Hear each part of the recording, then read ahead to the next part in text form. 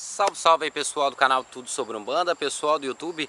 Pessoal, vamos falar de uma coisa aqui. Não é verdade que a gente encontra várias e várias oferendas colocadas na encruzilhada, colocada na mata, colocada em vários lugares, né? E é claro que a gente vê muita sujeira e muita coisa espalhada aí, até mesmo dentro da cidade, nas encruzilhadas, provocando aquela maior sujeira, né?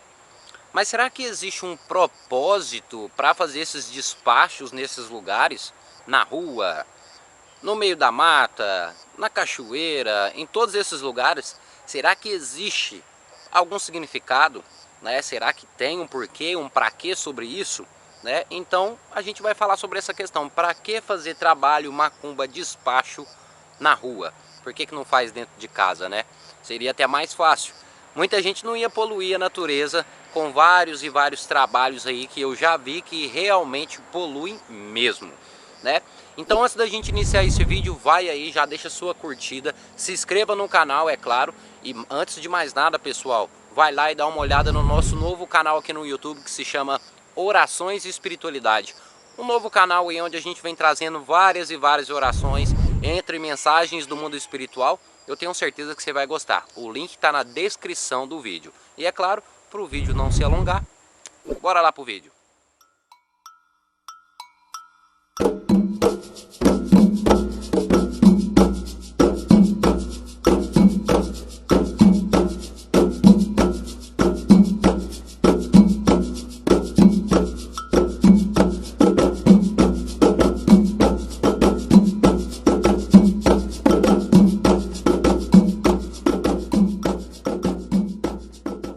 Então, pessoal, despacho feito na rua, existe um propósito? A primeira coisa que eu vou falar para vocês, só para a gente começar a entrar no assunto, eu vou contar uma pequena lenda aqui para vocês, né? É uma lenda iorubá, uma lenda que veio da África, né?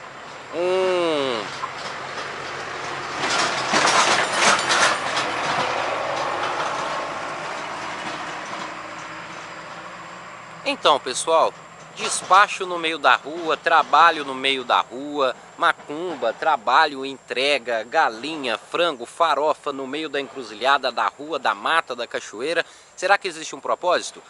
Antes de eu começar a entrar no assunto, eu vou citar aqui para vocês uma lenda muito antiga, que é uma lenda dos orixás, né? Uma lenda iorubá, é claro, uma lenda que veio da África. Então, pessoal, nessa lenda eu vou citar aqui dois orixás. No caso, o orixá Ogum e o orixá Exu, certo? Então são dois orixás. Antigamente, as pessoas faziam oferendas ao orixá Ogum. E onde que essas pessoas faziam essas oferendas? Eles levavam, né, no castelo de Ogum. Isso mesmo, eles levavam, né, a oferenda ao castelo de Ogum. Então as oferendas não eram colocadas na rua, tá certo? Então, conforme o tempo passou, eles descobriram que Exu morava logo na esquina desse castelo, ou seja, ele morava logo na ponta da rua ali, né? Só que ele não tinha um castelo, ele ficava na rua. Então algumas pessoas começaram a ofertar Exu antes de chegar no castelo. Então o que eles faziam? Eles colocavam as oferendas na rua para que Exu pudesse pegar essas oferendas primeiro. É uma lenda. Será que é verdade? Será que não é?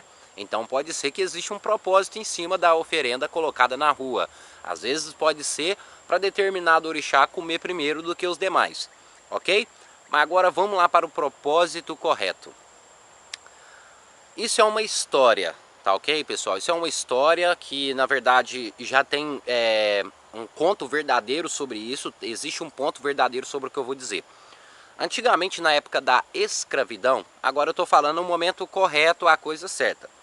Na época da escravidão, os negros africanos que vieram da África aqui para o Brasil como escravos, alguns deles fugiam, né, das senzalas e dos feitores, né? Conforme eles fugiam, muitas das vezes eles não tinham o que comer e também não tinham, às vezes, como se alimentar naquele fugir deles. Ou seja, eles estavam fugindo e às vezes não tinham o que alimentar. Então o que eles precisavam, né, para se manter fortes? eles precisavam de alimentos que traziam sustância para o corpo, ou seja, alimentos com bastante proteína, né, que faziam com que eles tivessem energia para que assim eles continuassem fugindo ou se escondendo. Então aqui no Brasil tinha o que? O candomblé, que foi, né, criado pelos negros trazidos da África. Tinha essa religião aqui, o candomblé. E o pessoal do candomblé, os negros escravos daquela época, realizavam suas oferendas, mas não na rua, não na encruzilhada e não na mata. Essas oferendas eram feitas dentro das senzalas. Conforme o tempo foi passando, os próprios negros escravos perceberam que aqueles que fugiam, aqueles que estavam fugindo, precisavam de alimento. Olha para você ver o que eu vou falar. Então o que ocorreu? Eles pegavam aquelas oferendas e começavam a colocar alimentos que traziam sustância ou energia. Ou seja, a farinha de mandioca, o frango, o milho, a carne, e também colocava a cachaça e também o cigarro, no caso o charuto. Eles colocavam isso na encruzilhada, no meio das matas, nas cachoeiras. Isso tudo, pessoal, era ponto estratégico. Eles não colocavam simplesmente ali na rua por qualquer motivo. Não, era pontos estratégicos. Por que era pontos estratégicos? Deles colocarem na encruzilhada e aqui e ali. E na maioria das vezes sempre em lugares afastados. Porque naquele ponto que os negros colocavam suas oferendas, provavelmente poderia passar um negro fugitivo. Isso mesmo, um negro que estava fugindo da escravidão, ele poderia passar por aquele lugar. E quando aquele negro passasse por aquele lugar, né, por aquela encruzilhada onde que tinha aquela oferenda, aquela mata onde que tinha aquela oferenda, ele ia se deparar com a farinha, com a cachaça e com o charuto. Então o negro poderia se alimentar, é isso mesmo, e continuar ali, né, a sua caminhada para a liberdade. Dessa você não sabia, né?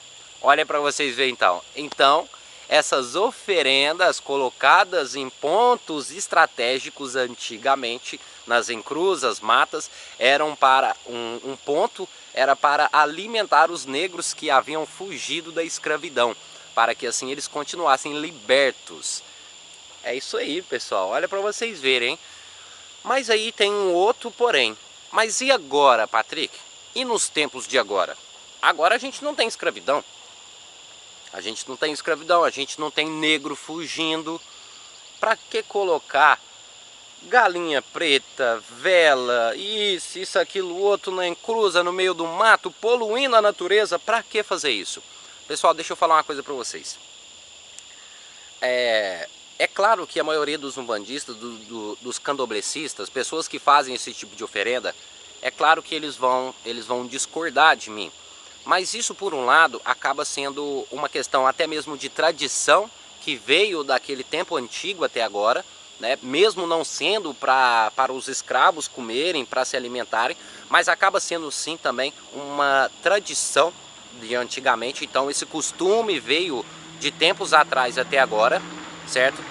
Então, vamos dizer assim que chega a ser algo comum, ok? Mas também, se formos levar em consideração, creio que os umbandistas e os candomblecistas não precisariam também colocar essas oferendas no meio da rua, tá certo? Ou até mesmo nas matas, porque isso é claro que pode acabar poluindo a natureza. Então isso aí vai de cada pessoa em si, vai de cada um. Mas o propósito da oferenda eu já coloquei para vocês e já falei, tá certo? Então a necessidade em si de colocar as oferendas na rua é fazer com que as pessoas, ou seja, é fazer com que os orixás busquem aquelas oferendas ou a energia daquelas oferendas. Necessariamente não é uma coisa obrigatória, né? Porque o orixá ele se faz presente em qualquer lugar, até mesmo dentro da sua casa. Então é claro que a maioria das pessoas poderiam sim colocar essas oferendas dentro de casa e não necessariamente do lado de fora, ou seja, na rua. Mas isso é da doutrina, né, e do conhecimento de cada um, certo? Mas espero que vocês tenham gostado, espero que vocês tenham entendido.